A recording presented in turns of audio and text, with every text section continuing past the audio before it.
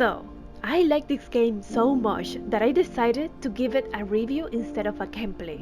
That way you can experience it without already knowing the answers. Combining pop-out books, puzzles, and interdimensionality, here comes Goragoa. This game, although short, has beautiful and unique gameplay. At least for me, it is my first time using those mechanics. We are following a small kid who needs to collect 5 different fruits to appease a god. Throughout the game, we encounter different phases of this little boy's life, from his experience during war, the rebuilding in the aftermath as a young man, and the final stages of his life where the world has already moved forward. The game seems to reflect on spirituality and religion, as you will see lots of imagery in reference to that. I probably missed a lot of little details about his story, but there are many hints and pieces of his life in case you like exploring the lore. Quite frankly, even if you don't care about the story, the visuals may attract you. I wasn't joking when I mentioned the pop-out books. It does remind me of the three-dimensionality those books have. Those are 2D scenes placed at different sections to create the illusion of a 3D world. It's a beautiful work of art. Also, the designs reminds me of old books illustrations, and that combined with the ambient sounds, it does give me this feeling of going through older times.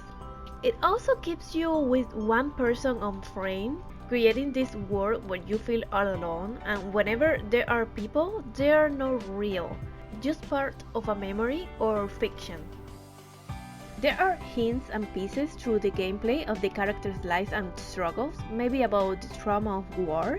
There are lots of repeated motifs such as the star, looking for the light, maybe he's someone who's searching a higher being on the sky, also the moth that may represent him searching the light. But that is a speculation from my side.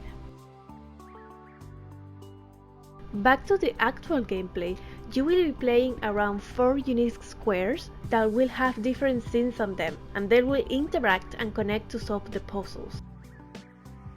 The game starts right away without any instructions or hints, and it may be tricky at first to figure out what you have to do, but once you understand the mechanic, the rest is intuitive.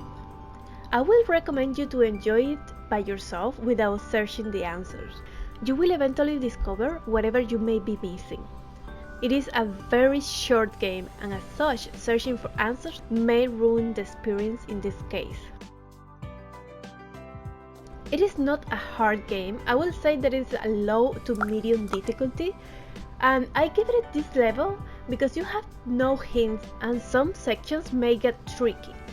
I completed it in 1.5 hours, which I think is way too short for a game that cost $14. I will recommend it because of its uniqueness, but I do recognize that you may get more content from other cheaper games than from this one. But this is still a good recommendation for those who may be searching for more puzzle games. I will give it a 9 out of 10 just because of how short it was. Now, I hope you have a nice game. Thank you for watching!